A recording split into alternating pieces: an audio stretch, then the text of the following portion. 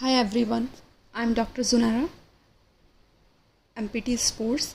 Today I will teach the how you have to manage concussion in para sports. So my topic is concussion in para sports and its management, and also how many incidents happened in para sports according to the research criteria. Also, how you can diagnose, how you can which scale is used which scale is basically used to diagnose, and what are the outcome measures skills. So now just we started with the introduction, how concussion happened and what is concussion. So a concussion is a common injury in many sports including para sports. Participation in sports by para-athletes continues to grow, and these athletes are exposed to the risk of concussion in sports that involve speed, collision, and the contact. Aside from a more comprehensive need for concussion prevention, recognition, assessment, and management have been topic of much discussion and debate across all major global sports, including para sports. So I study done by clinician working on the cerebral palsy in 2015 in Football World Championship showed that clinician overall knowledge around concussion was sound, but their methods for recognition and the methods were highly variable. Aside from a wider need for concussion education, clinicians face difficulties when applying existing concussion assessment and management guidelines to para athletes. So this shows that there is a very low awareness regarding how you have to manage, how you have to educate the para athletes. So now we started how many incidents happen. So in this slide it is written that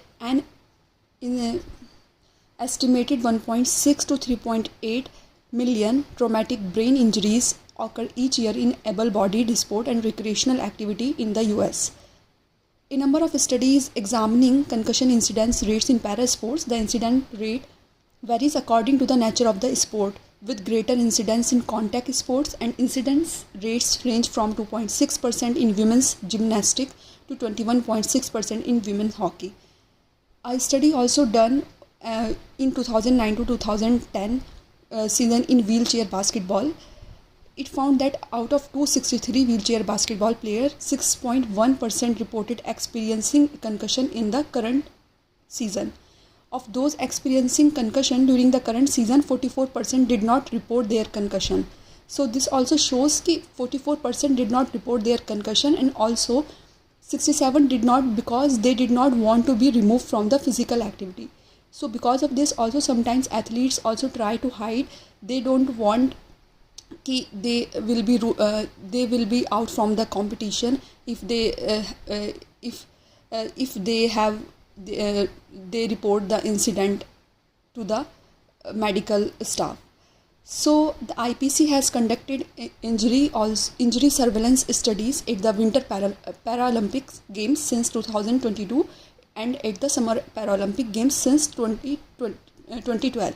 So this study was done in between the 2002 to 2012.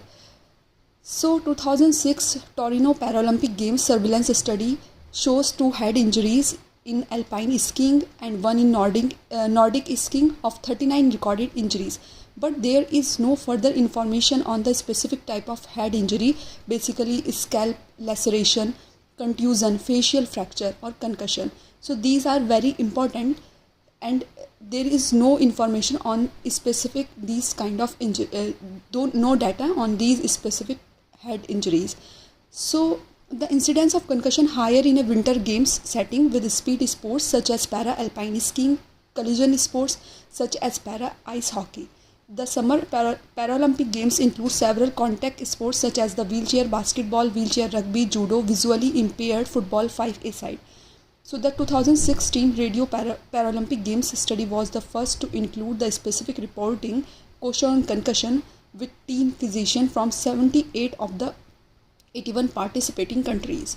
So these all data represent how much the study done in the last 2002 to 2012.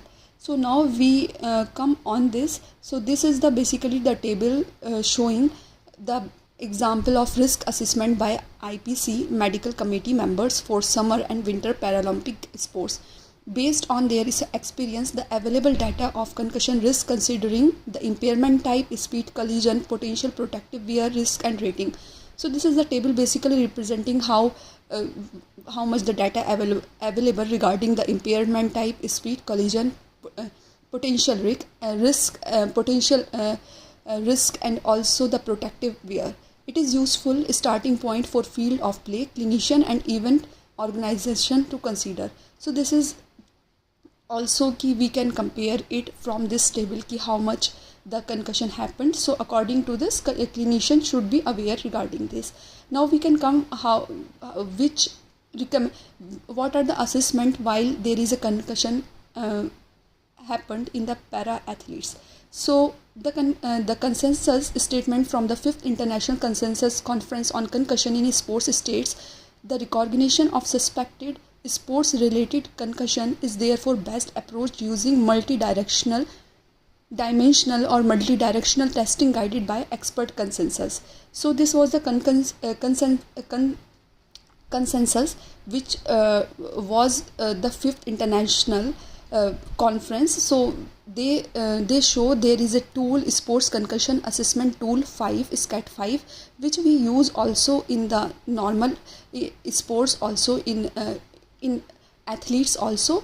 So the existing sports concussion assessment tool 5 was evaluated as the part of this process and helped identify para athletes specific concerns. So what are the part of this assessment? So they in this concussion in para sports, SIPS working group were tasked with exploring key clinical areas of concussion. So in which concussion assessment, concussion management, they provided return to sport following concussion, specific consideration related to the different impairment in para athletes.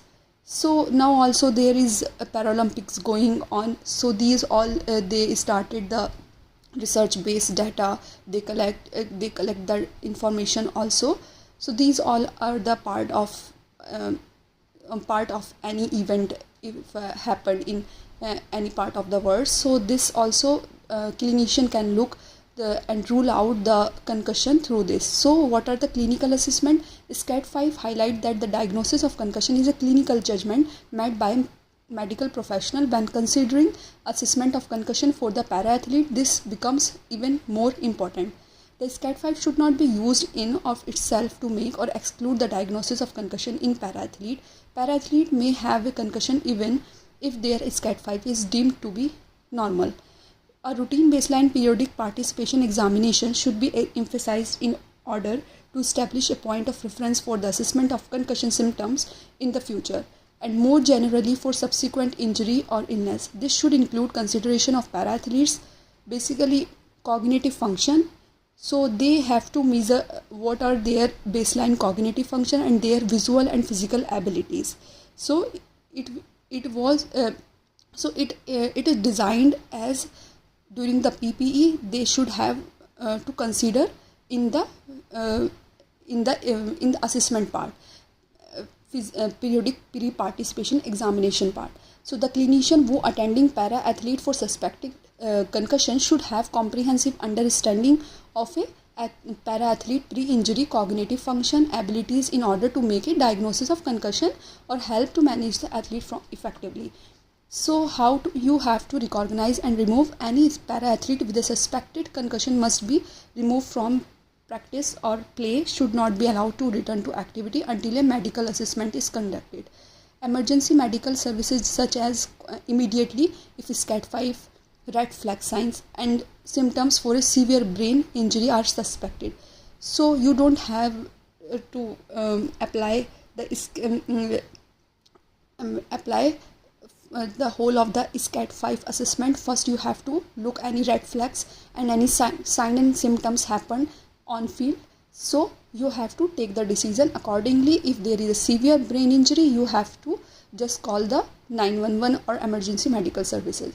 Existing concussion recognition assessment tools, namely the CRT5 and the SCAT5, can assume certain normal athlete functions to complete these assessments. They can be used to assess suspected concussion in para-athlete, but the clinical user must be aware of limitation.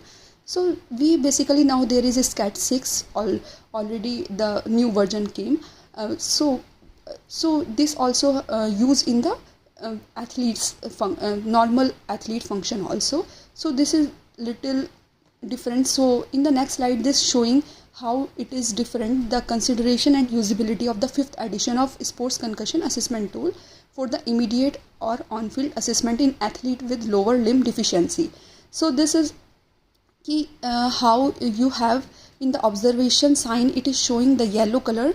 This means you don't have to measure the balance, gait difficulties, motor coordination, because it is already deficit in para sports. So accordingly you have to manipulate it and use it.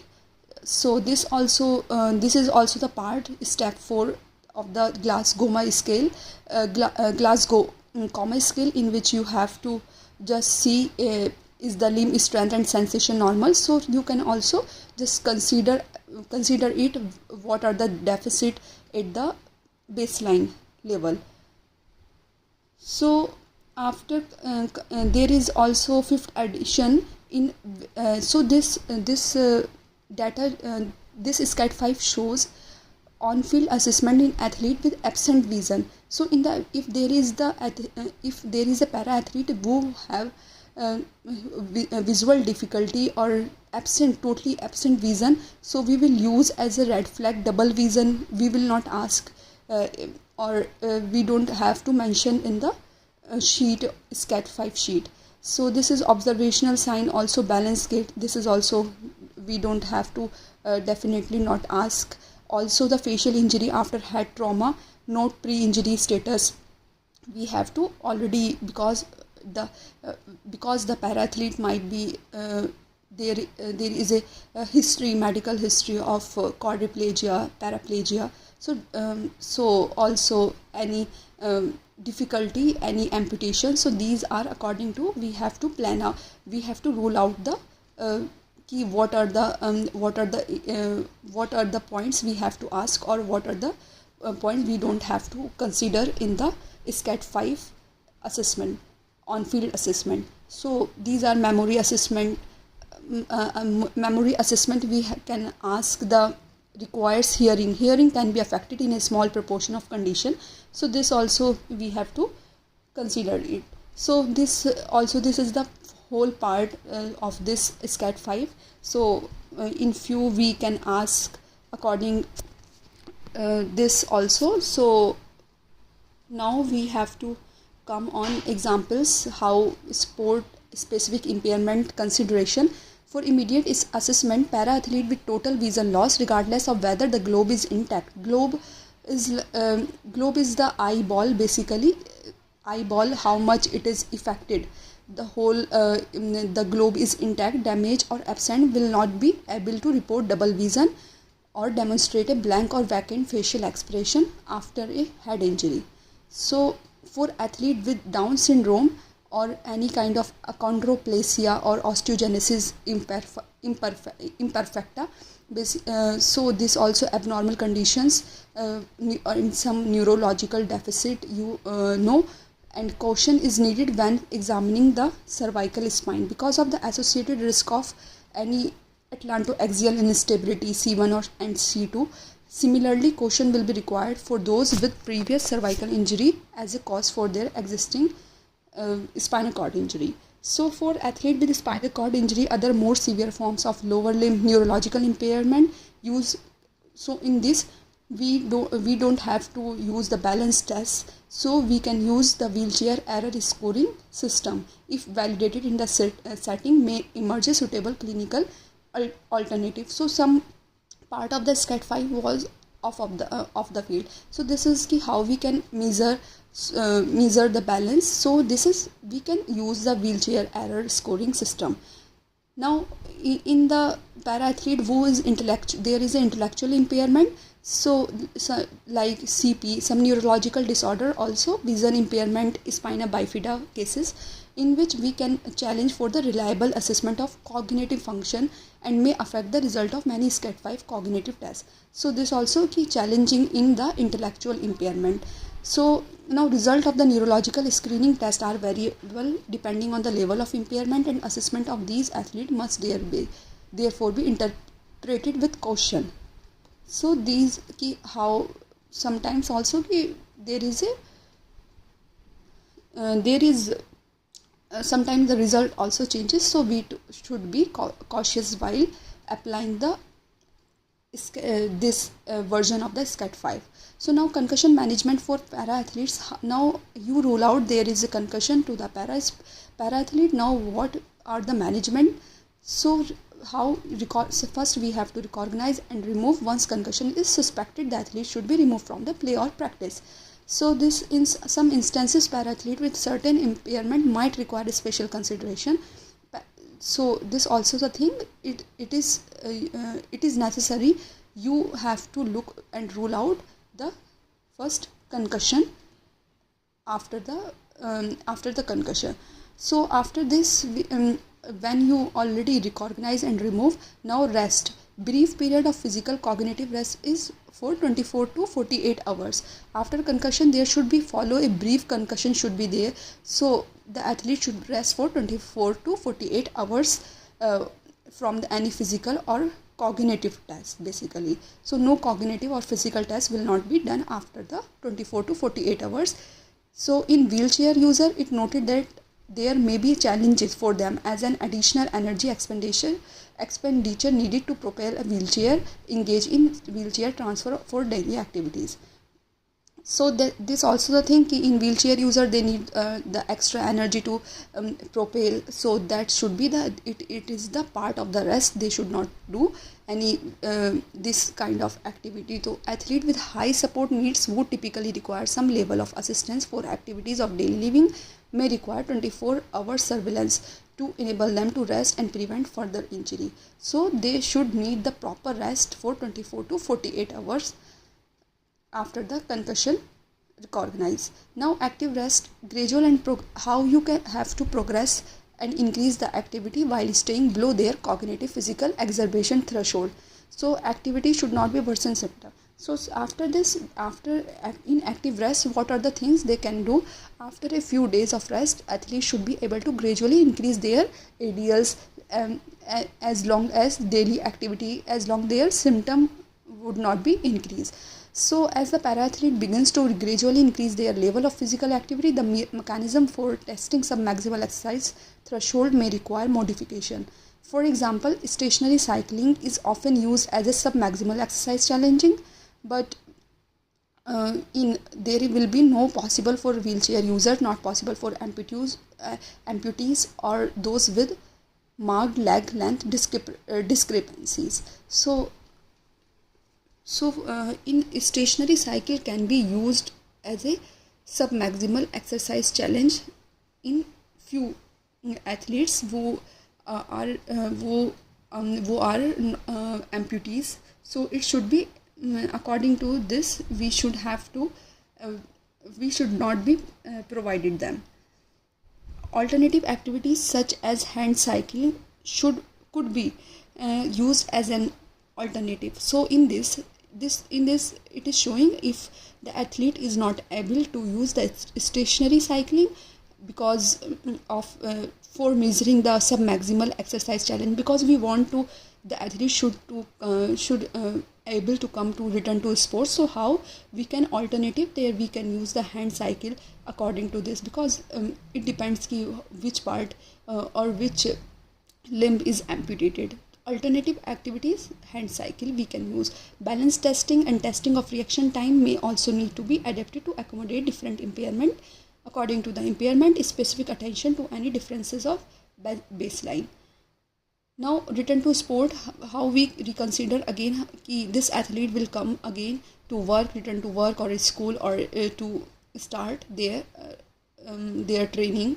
So The priority for para-athletes attending work or school should be returning to work or school first without a deterioration in symptoms. So there should be first check, is there any increase in the symptoms, or after the initial period of rest they should be free of any symptoms.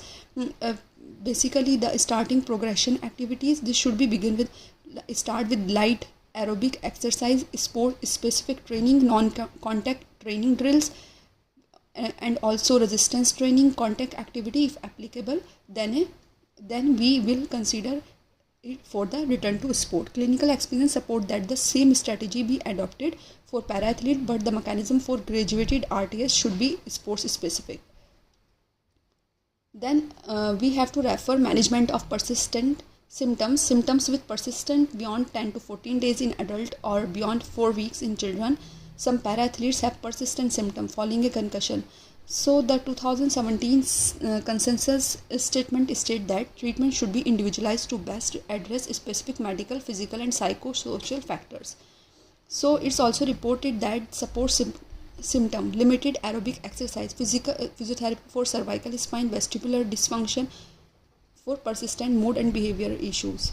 So slight modification may be needed for the para-athlete. For example, we can start the vestibular therapy for the augmentation for wheelchair users, cervical spine rehabilitation we can start for the cervical SCI, CBT cognitive based therapy we can start for the para-athlete with intellectual impairment, and also we can start with according to the disability, according to the ability what they can do. So now standard post concussion return to play protocol modification areas for para athletes. So this is nothing, this is showing the how you have to do rest and all these modification advised for the para athlete and standards. You can stop the and you can take the screenshot of it and read it. So this also after what are the risk reduction, renowned injury epidemiologists told 3 E's of injury prevention in 1973. So this is very earlier, it was ki how you can educate, enforcement and engineering. So this is this was used ki how you can prevent. Thanks for the so it's like para athletes may not consider concussion a significant issue for them because they already felt too much of the trauma in the previous life, so they just don't want to they didn't consider it as a concussion if such as cancer or severe trauma. So sometimes they just told and say, thanks for the information doc, but I am not really worried about a bump to my head when I have been through far worse. Many para-athletes may be risk takers, which for some may have been a contributing factor to a traumatic injury leading to an impairment. So West and colleagues noted that clinicians prefer to receive concussion education through courses or online materials. Athletes can prefer to receive information through social media. Educational intervention can also include advice or instruction about safe play techniques. So we can also give the information regarding through the social media. Also some elite athletes also aware and started the few programs in FIFA also. They just started the educate how you have to support this assessment and you also don't try to hide this. Is there, if there is any you feeling any kind of headache, dizziness, this you should have to just acknowledge it, and also just you have to report to the medical staff or support staff. Athlete can prefer to receive information through social media. So I already discussed this.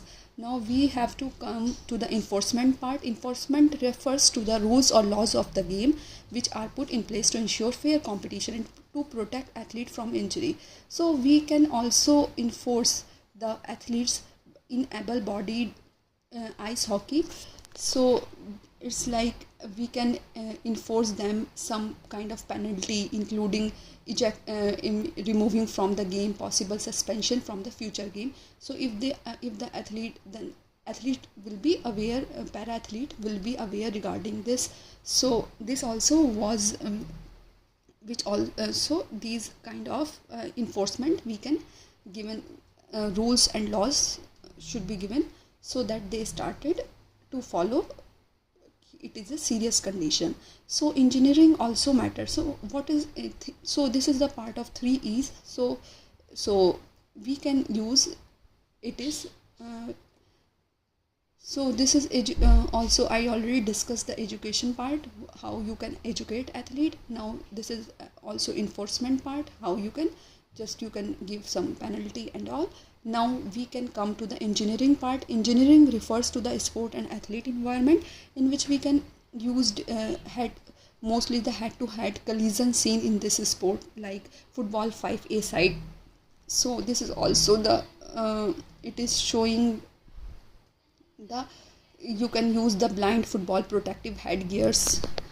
In this you can use proposed football 5A side. So these are all engineered basically for the according if there is any visual impairment, so these kind of headgears, blind football protective headgears, can be used. Now I will be concluded this presentation by one of the greatest star track captain, who said that there is no such thing as the unknown, only things temporarily hidden and not understood.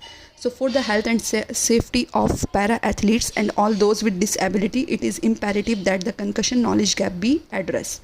So there are few references which I already mentioned, and you can look into this PPT if it is helpful. And I also this also when I was worked in I was there in the first international basketball, how they so it was very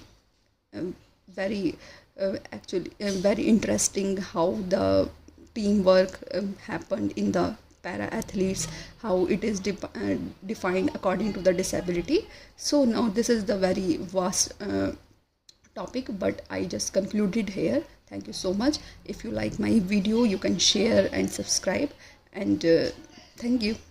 Bye bye.